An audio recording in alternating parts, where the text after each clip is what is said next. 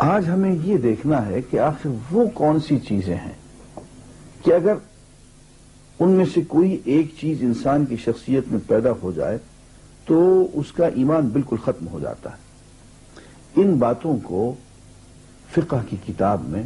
نواقض ایمان کہتے ہیں، وہ چیزیں جن سے کہ انسان کا ایمان جو ہے وہ ختم ہو جاتا ہے۔ ویسے تو بہت سی چیزیں ہیں، لیکن میں نے مختصر کرنے کے لیے 8 نکات میں ان کو بیان کرنے کی کوشش کی ہے۔ سب سے پہلی اور اہم بات جو ہے ایک مسلمان کے لیے، کیونکہ یہ سب باتیں میں نے ایک اسلامی معاشرے کے افراد کے لیے مرتب کی ہیں، اگر کوئی شخص دین کے مسلمات میں سے ایسی باتیں جو قرآن مجید میں وارد ہو گئی، احادیث صحیحہ میں وارد ہو گئی، ایسی احادیث جن میں کوئی اختلاف نہیں ان کے صحیح ہونے میں، ان کو ہم نصوص کہتے ہیں۔ نصوص قطعیہ، ہمارے قرآن و سنت کے وہ ٹیکسٹ جن کے صحیح ہونے میں کوئی شک نہیں ہے، ان کو نصوص قطعیہ کہتے ہیں، ان کو مسلمات دین کہتے ہیں۔ تو کوئی شخص مسلمات دین میں سے کسی ایک چیز کا انکار کر دے، اس کو ماننے سے انکار کر دے، تو دائرہ ایمان سے خارج ہو جاتا ہے۔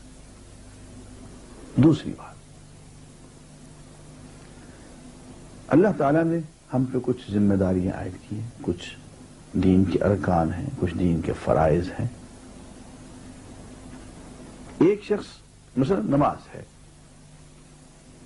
ایک شخص نماز پڑھنا ضروری نہیں سمجھتا، دین سے خارج ہو گیا۔ زکوٰۃ دینا ضروری نہیں سمجھتا، حج کرنا یا روزہ رکھنا ضروری نہیں سمجھتا۔ ہاں، غفلت سے نماز نہیں پڑھے گا تو وہ فسق شمار ہوگا، وہ گناہ ہوگا۔ غفلت ہوگی، نیند آ گئی، نہیں پڑھ سکا، یا نہیں پڑھ رہا تو اس کو دل میں شرمندگی ہے اور ارادہ ہے کہ پڑھنا شروع کر دے گا، یہ کیفیت جو ہے یہ نافرمانی کی کیفیت ہے، کفر کی کیفیت نہیں۔ لیکن اگر وہ یہ کہے کہ یار کیا رکھا ہے نماز میں، ان روزوں میں کیا رکھا ہے، یہ حجت میں کیا رکھا ہے، تو دین کے جو ارکان اور فرائض اور مسلمہ عبادات ہیں ان کو وہ عملاً ترک کر دے پروگرام کے تحت، اور یہ سمجھے کہ ہمیں کوئی فائدہ نہیں، نماز پڑھنے میں کیا رکھا ہے، تو ایسا شخص بھی دائرہ دین سے نکل جاتا ہے۔ نمبر 3، ہر شخص کی زندگی کا ایک عام رنگ ڈھنگ ہوتا ہے۔ ایک مومن، ایک مسلم کی زندگی کا عام رخ یہ ہوتا ہے کہ وہ اللہ کی اطاعت کرتا ہے، اللہ کی عبادت کرتا ہے، اللہ سے محبت کرتا ہے، رسول اللہ صلی اللہ علیہ وسلم سے دلی طور پہ محبت کرتا ہے، اپنی جان سے بھی زیادہ محبت کرتا ہے۔ یہ تو ایک عام رنگ، اس میں عملی طور پہ اس سے کوتاہیاں ہو سکتی ہیں، لغزشیں ہو سکتی ہیں، لیکن اس کا ایک عام جو رخ ہے وہ اللہ کی طرف ہوتا ہے۔ جیسے حضرت ابراہیم نے کہا کہ انی وجہت وجہی للذی فطر السماوات والارض حنیفا وما انا من المشرکین، میں نے اپنا رخ سیدھا اس ذات گرامی کی طرف کر لیا ہے جس نے آسمانوں اور زمین کو پیدا کیا، میں اس کی طرف یکسو ہو گیا ہوں اور اب اس کے ساتھ کسی اور کو شریک نہیں ٹھہراؤں گا۔ اب یہ کہ رخ اللہ کی طرف کر دیا، ارادہ یہ کر دیا کہ وہی میری ترجیح اول ہے، زندگی اسی کے لیے گزارنی ہے۔ اب عملاً اس میں کوتاہی ہو جائے تو وہ الگ بات ہے، لیکن عموماً اس کا رخ اللہ کی طرف ہو، یہ مومن ہے۔ اس کے برعکس اگر خدا نہ خواستہ ایک شخص کی زندگی کا رخ جو ہے اللہ تعالیٰ کی بجائے غیر کی طرف ہو جائے، جسے غیر اللہ کہتے ہیں یا من دون اللہ کہتے ہیں، اللہ کے سوا کوئی اور ہستی، کوئی اور چیز اسی کا ہو کے رہ جائے گا، اور اللہ تعالیٰ کو کہیں ثانوی درجے میں کہیں بہت پیچھے وہ اسے پشت ڈال لے، بے شک اسے نیکیاں بھی ہوتی رہیں، لیکن اس کی زندگی کا اصل رخ جو ہو وہ غیر کی طرف ہو، اللہ کی طرف نہ ہو، تو یہ شخص بھی دائرہ دین سے خارج ہو جائے گا۔ اس لیے کہ حضور اکرم صلی اللہ علیہ وسلم سے ایک عہد لیا گیا اور ان کی وساطت سے ہم سے بھی وہی عہد لیا گیا۔ ایک عہد تو یہ ہے کہ ہم شہادت کہ اشہد ان لا الہ الا اللہ واشہد ان محمدا عبدہ ورسولہ، کلمہ شہادت میں ایک عہد ہے کہ ہم اللہ کے سوا کسی اور کی عبادت نہیں کریں گے، محمد صلی اللہ علیہ وسلم جو اللہ کے رسول ہیں ان کے علاوہ ہم کسی اور کا اتباع نہیں کریں گے۔ یہ ایک عہد ہے، قول و قرار ہے، میثاق ہے، جو ہم اسلام میں داخل ہوتے ہوئے یہ قول و قرار کرتے ہیں اللہ کے ساتھ۔ لیکن اس قول و قرار کا آگے جو تقاضا ہے وہ دوسرے قول و قرار میں آ رہا ہے، اور وہ یوں ہے، قل ان صلاتی ونسکی ومحیای ومماتی للہ رب العالمین لا شریک لہ وبذلک امرت وانا اول المسلمین۔ اے نبی صلی اللہ علیہ وسلم، آپ یوں کہیے کہ میری نماز، میری تمام عبادتیں اور قربانیاں، میری پوری زندگی، میرا جینا اور میرا مرنا اللہ رب العالمین کے لیے ہی ہے، اور اس میں کسی اور کو شریک نہیں ٹھہراؤں گا۔ مجھے اسی بات کا حکم دیا گیا ہے اور میں سب سے پہلا اطاعت گزار ہوں۔ یہ ایسا قول و قرار ہے جس کی روح سے انسان کی پوری زندگی اللہ تعالیٰ کے حوالے کر دی جاتی ہے۔ اللہ تعالیٰ تو پوری کی پوری زندگی مانگ رہے ہیں، بلکہ یہ کہہ رہے ہیں کہ مرنا بھی میرے ہی راستے میں ہے۔ اس کے برعکس ایک شخص ہے کہ وہ پوری کی پوری زندگی غیر کے حوالے کر دیتا ہے، کبھی موڈ آ جاتا ہے تو اللہ تعالیٰ کی بھی بات کر چھوڑتا ہے۔ تو معلوم ہوا کہ وہ اس عہد سے پھر گیا جو اس نے کلمہ شہادت کے وقت اللہ سے باندھا تھا، اور اس عہد سے بھی پھر گیا، اس کی تو نوبت ہی نہیں آئی کہ نماز بھی، ساری باتیں بھی، پوری زندگی بھی، جینا مرنا سب اللہ کے لیے ہو جائے، اس سے تو بالکل پھر گیا۔ تو یہ شخص بھی دائرہ ایمان سے خارج ہو گیا۔ نمبر 4، ایک بہت اہم مسئلہ اور اس دور کا برننگ کوسچن، حاکمیت اعلی، اقتدار اعلی، سوورنٹی کس کی ہے؟ مومن مسلم سیدھی بات کرتا ہے کہ وہ اللہ کی ہے۔ اللہ مقتدر اعلی ہے، وہی سوورن ہے۔ ان الحکم الا للہ، حکم صرف اللہ کا ہے، اصل قانون ساز صرف اللہ ہے، اصل اقتدار اختیار صرف اللہ کا ہے۔ اگر کوئی شخص یہ سمجھتا ہے کہ ساورنٹی اللہ تعالیٰ کے علاوہ کسی اور کے پاس ہے، ساورنٹی میرے بادشاہ کے پاس ہے، ساورنٹی میجورٹی کے پاس ہے، اکثریت کے پاس ہے، جیسے کہ اس دور میں جمہوریت اور مغربی جمہوریت کا بھوت سوار ہے لوگوں پہ، اور وہ ساورنٹی جو ہے اللہ تعالیٰ سے چھین کے جاہل عوام کی اکثریت کو دینا چاہتے ہیں۔ اگر یہ نظریہ ہو تو انسان دین کے اور ایمان کے دائرے سے خارج ہو جاتا ہے۔ اس لیے کہ قرآن مجید میں یہ بات بہت وضاحت سے بیان کی گئی۔ حاتم طائی کے بیٹے عدی بن حاتم نے حضور اکرم صلی اللہ علیہ وسلم سے ایک سوال کیا۔ قرآن مجید میں یوں یہ آیت ہے، اتخذوا احبارهم ورهبانهم اربابا من دون اللہ۔ پہلی امتوں کے لوگوں کے بارے میں ہے کہ انہوں نے اپنے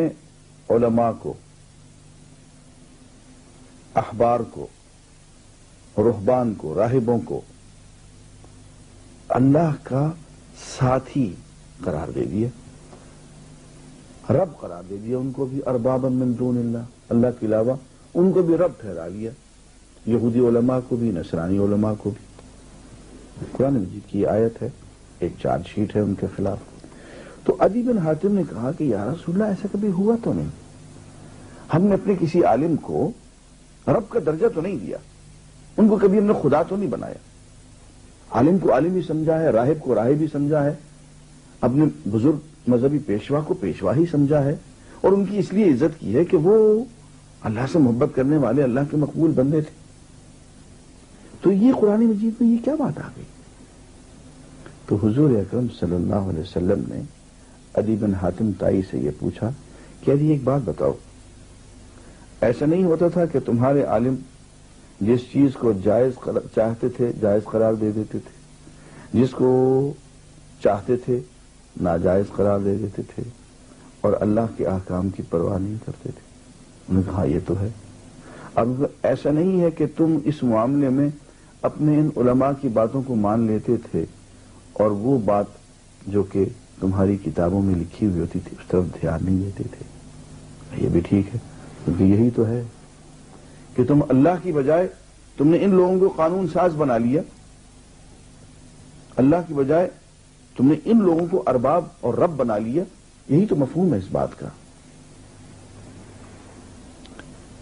قرآن مجید میں سورہ مائدہ میں یہ بات بہت وضاحت سے بیان کر دی گئی، وَمَن لَّمْ يَحْكُم بِمَا أَنزَلَ اللَّهُ فَأُولَٰئِكَ هُمُ الْكَافِرُونَ، وہ لوگ جو اللہ کے نازل کردہ احکام کے مطابق فیصلے نہیں کرتے وہی لوگ کافر ہیں۔ وَمَن لَّمْ يَحْكُم بِمَا أَنزَلَ اللَّهُ فَأُولَٰئِكَ هُمُ الظَّالِمُونَ، جو لوگ اللہ کے نازل کیے ہوئے احکام کے مطابق فیصلے نہیں کرتے یہی ظالم ہیں۔ وَمَن لَّمْ يَحْكُم بِمَا أَنزَلَ اللَّهُ فَأُولَٰئِكَ هُمُ الْفَاسِقُونَ، جو لوگ اللہ کے نازل کیے ہوئے احکام کے مطابق فیصلے نہیں کرتے، اپنے احکام گھڑتے ہیں، یہی لوگ فاسق ہیں۔ تو ایسے لوگوں کو جو اللہ کے حکم، اللہ کی سوورنٹی کے علاوہ اللہ کے اقتدار اعلیٰ کو چھوڑ کے غیر کے اقتدار اعلیٰ کو مانتے ہیں، غیر کی قانون سازی اور غیر کی قوانین کی طرف لپکتے ہیں، قرآن مجید ان کو کافر بھی کہتا ہے، ظالم بھی کہتا ہے، فاسق بھی کہتا ہے۔ تو یہ چوتھی بات ہے کہ اگر سوورنٹی اللہ کے بجائے کسی اور کو دے دی جائے دل ہی دل میں تو انسان ایمان کے دائرہ سے خارج ہو جاتا۔ پانچویں چیز کہ کوئی شخص قرآن مجید کو جو اللہ کا پیغام ہے اور دین کی اصل ہے، اساس ہے، کوئی شخص قرآن مجید کو ہمیشہ کے لیے عملاً اور فعلاً ترک کر دے، چھوڑ دے، یعنی اس کی زندگی میں کہیں پروگرام ہی نہ ہو کہ میں قرآن مجید کو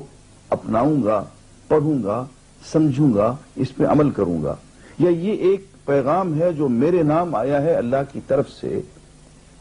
میں اس کو غور سے، تدبر سے، تذکر سے تلاوت کروں گا۔ تو قرآن مجید کو اگر کوئی شخص مستقلاً پروگرام کے تحت عملاً فعلاً ترک کر دے دائرہ ایمان سے خارج ہو جاتا ہے، اس لیے کہ قرآن مجید میں ہی لکھا ہوا ہے وَمَنْ أَظْلَمُ مِمَّنْ ذُكِّرَ بِآيَاتِ رَبِّهِ ثُمَّ أَعْرَضَ عَنْهَا إِنَّا مِنَ الْمُجْرِمِينَ مُنْتَقِمُونَ، اس شخص سے بڑا ظالم کون ہوگا جس کو اس کے پروردگار کی آیات یاد دلائی جائیں اور وہ ان سے روگردانی کرے، منہ پھیرے۔ ہم ایسے مجرمین سے انتقام لے کے رہیں گے۔ اور قیامت کا ایک نقشہ باندھ کے قرآن مجید میں یوں بھی لکھا گیا وقال الرسول، رسول صلی اللہ علیہ وسلم قیامت کے دن یوں کہیں گے یا رب ان قوم اتخذوا هذا القرآن مہجورا، اے میرے پروردگار یہ ہے میری وہ قوم، میری قوم کے وہ لوگ یہ ہیں جنہوں نے قرآن کو چھوڑ دیا تھا۔ ایسے لوگوں کو جو عملاً فعلاً قرآن مجید کو چھوڑ دیں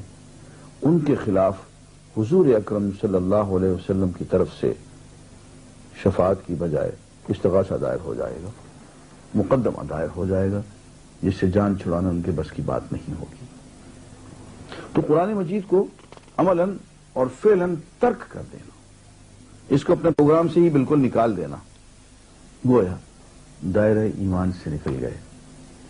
یہاں میں سورہ طٰہٰ کی ایک آیت پڑھنا چاہوں گا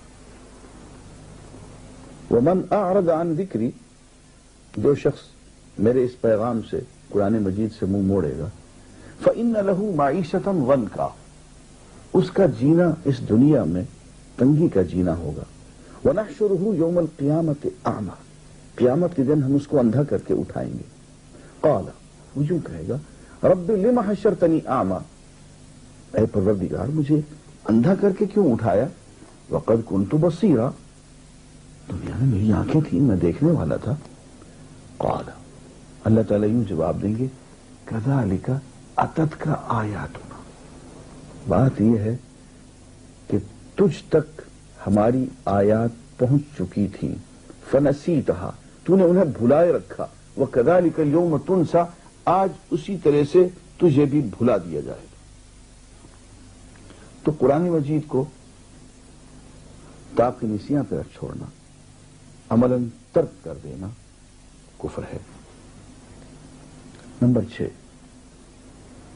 حضور اکرم صلی اللہ علیہ وسلم کے ساتھ قلبی تعلق میں کمی ہونا. دین کی اساس آقا نامدار صلی اللہ علیہ وسلم کی محبت ہے. اگر کوئی شخص حضور اکرم صلی اللہ علیہ وسلم کی سیرت طیبہ، حضور کی سنت مطہرہ، مسلمات میں سے جو چیز ہو، آپ کی طرز زندگی میں سے کسی ایک چیز سے ناپسندیدگی کا اظہار کر دے تو بھئی ہمیں یہ بات پسند نہیں، اور اس سے عملاً عدم مطابقت اختیار کرے، تو یہ شخص دائرہ دین سے خارج ہو جائے گا. اس لیے کہ قرآن مجید میں یہ بات وضاحت سے لکھ دی گئی فلا وربک لا یؤمنون، نہیں تیرے پروردگار کی قسم ایسے لوگ مومن نہیں ہو سکتے حتی یحکموک فیما شجر بینہم ثم لا یجدوا فی انفسہم حرجا مما قضیت ویسلموا تسلیما، جب تک کہ یہ لوگ حضور کے تمام فیصلوں میں جو ان کے آپس کے جھگڑوں کے بارے میں، ان میں حضور کو صحیح معنوں میں حکم تسلیم کریں اور حضور کے فیصلے کے بارے میں دل میں کوئی تنگی بھی محسوس نہ کریں اور اس کو ٹھیک طریقے سے مان لیں جیسا کہ ماننے کا حق ہے. تو جب تک کہ سر تسلیم خم نہ کیا جائے اور حضور سے قلبی تعلق نہ پیدا ہو اور حضور کی پوری زندگی کو اپنانے کی تڑپ نہ پیدا، اس میں کوتاہیاں ہو جائے وہ الگ بات ہے. لیکن نظریاتی طور پہ ہی اگر کوئی شخص حضور کی طرز زندگی، سیرت طیبہ، سنت مطہرہ، کسی چیز کے خلاف دل میں جذبہ پاتا ہے، ناپسندیدگی پاتا ہے، تو ایسے شخص دائرہ دین میں نہیں رہتا ہے، خارج ہو جاتا ہے. بالکل اسی طرح سے ایک اور بھی اہم بات ہے، معرکہ ہے دنیا میں اسلام اور کفر کے درمیان، مسلمانوں اور کفار کے درمیان، اور ایک شخص مسلمانوں کو چھوڑ کے عملاً کفار کا ساتھ دے دیتا ہے. اب وہ لاکھ دعوے ایمان کے کرتا رہے، وہ دائرہ ایمان سے خارج ہو گیا.